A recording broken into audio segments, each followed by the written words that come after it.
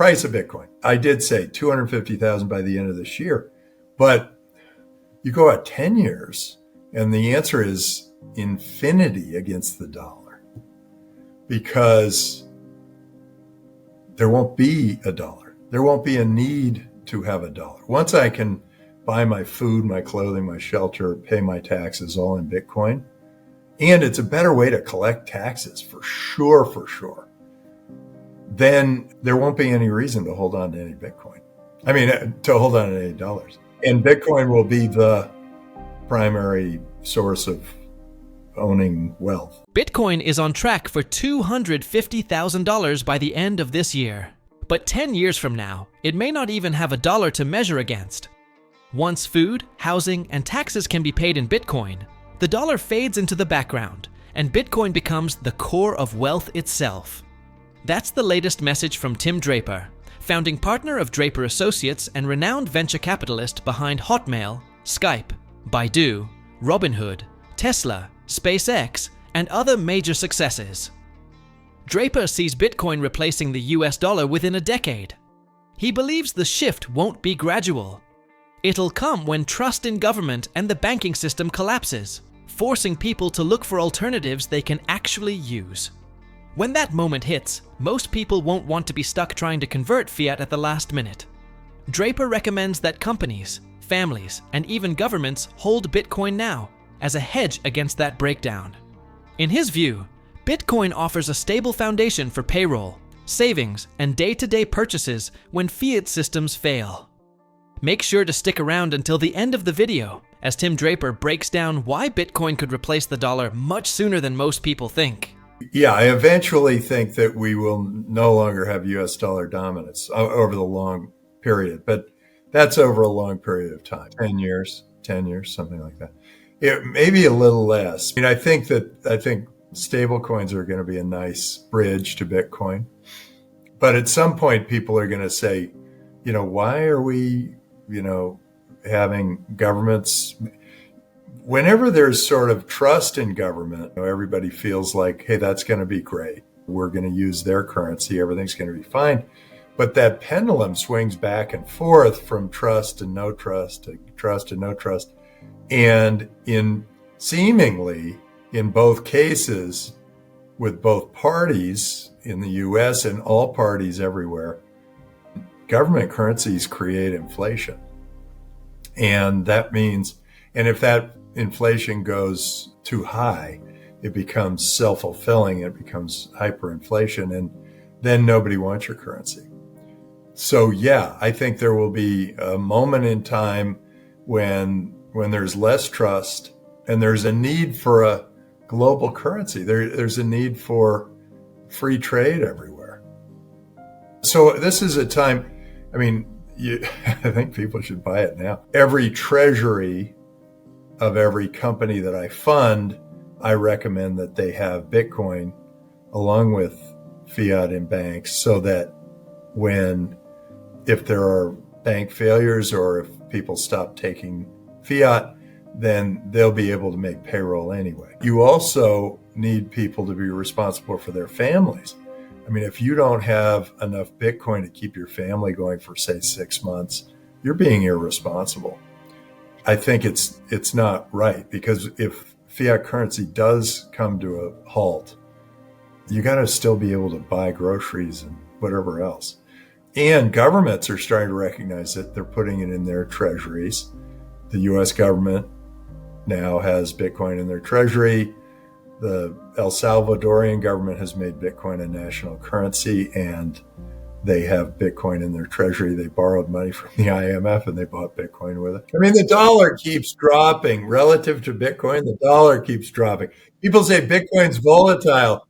Bitcoin's not volatile. It's just worth much more than the dollar over time. This is better technology. It's better technology to use Bitcoin as your currency than it is to use banks and governments. The stable coins are a bridge to Bitcoin. They get people thinking about using cryptocurrency. They get people thinking about digital currency. They have the speed benefit of Bitcoin, but they don't have the free from government benefit.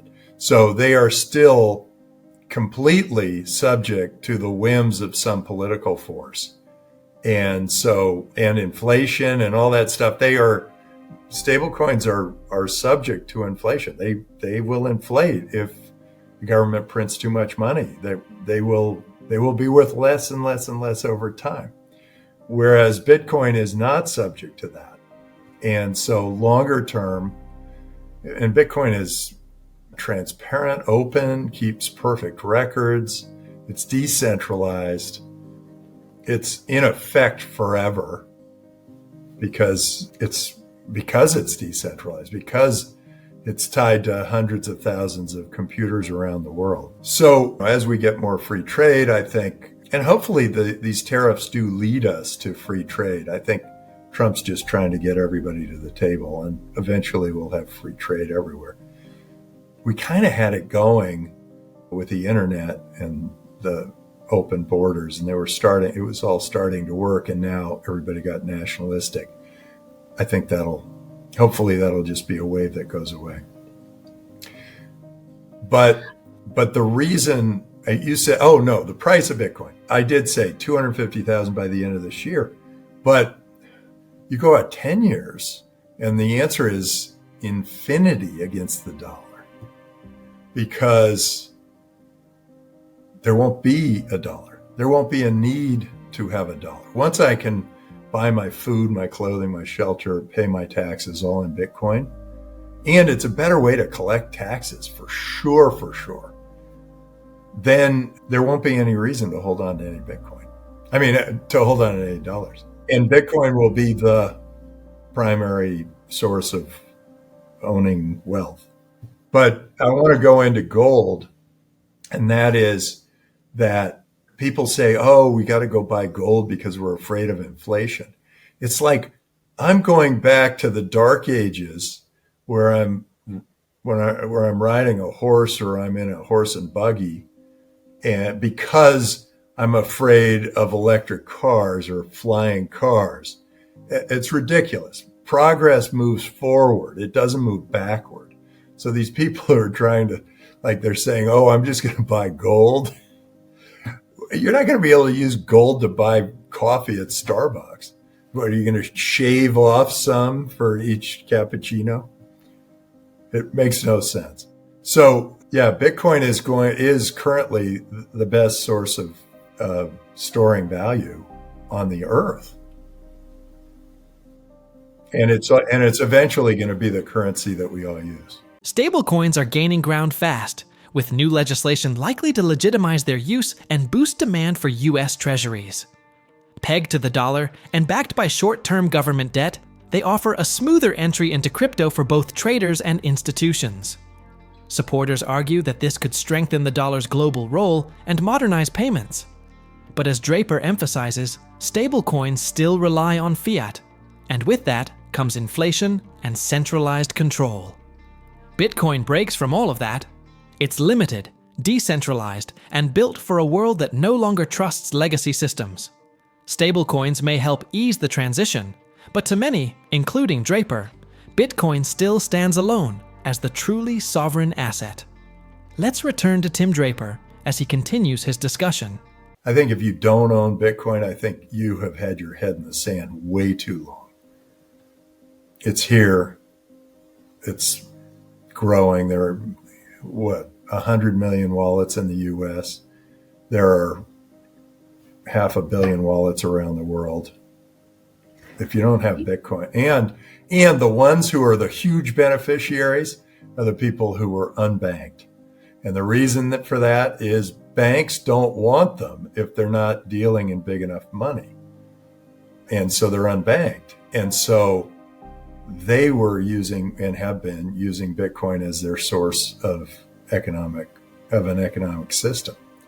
People in Venezuela, people all throughout Africa, lots of African countries, they use Bitcoin because they have no faith in their own currencies, and they can't be banked. They're not big enough to be. Banks have so many regulations that it's a total waste.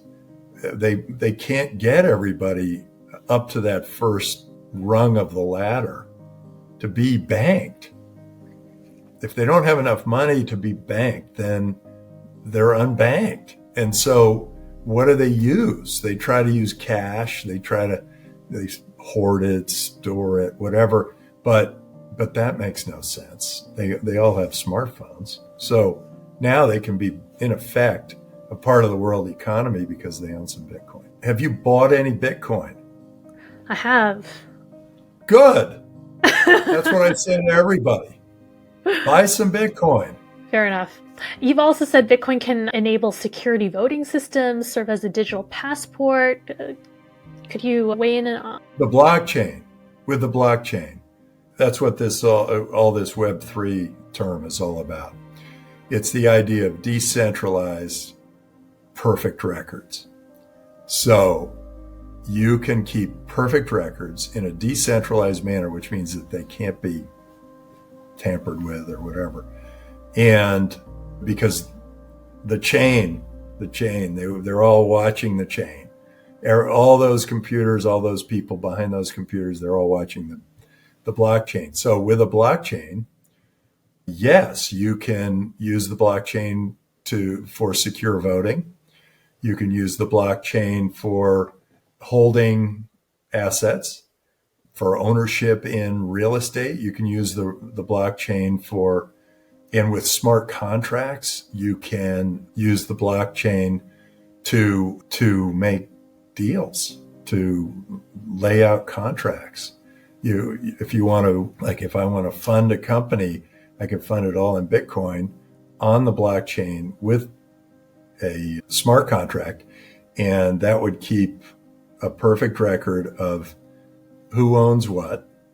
And it would also, if the company ever got sold or it went public, the smart contract would immediately redistribute the shares to whoever owned them, or redistribute cash, Bitcoin, to whoever owned them.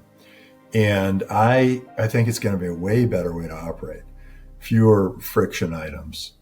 Smart contracts will avoid a lot of the disputes people have too, because the English language is fuzzy. But smart contracts are written in software and it's pretty clear. So there's Tim Draper, who sees Bitcoin as the foundation of a new economic system. Right now, there are hundreds of millions of Bitcoin wallets active worldwide, many of them held by people who've been locked out of the traditional banking system. In countries with unstable currencies or restrictive banking policies, Bitcoin offers a real alternative. With just a smartphone, anyone can participate in the global economy without relying on banks that often overlook small account holders due to regulatory burdens. Draper also sees blockchain as the future backbone of trust. In his view, smart contracts remove ambiguity by letting code handle agreements automatically. Ownership, fundraising, real estate, even elections. He believes all of it can run more transparently and securely on blockchain. For Draper, this is where the world is heading, and Bitcoin will be the foundation of everything. Anyway, guys, before we go, if you want to stay most up to date on the crypto and Bitcoin world, subscribe to my daily 5-minute crypto newsletter. It's a concise resource for the latest expert predictions, breaking news, and top on-chain analysis, trusted by over 50,000 subscribers for insightful crypto investment information. Don't miss out on the opportunity to stay informed in the crypto market. The link is in the description below. I hope you all enjoyed today's video and that it gave you some value. I'll see you all at the next one, and as always, all the best.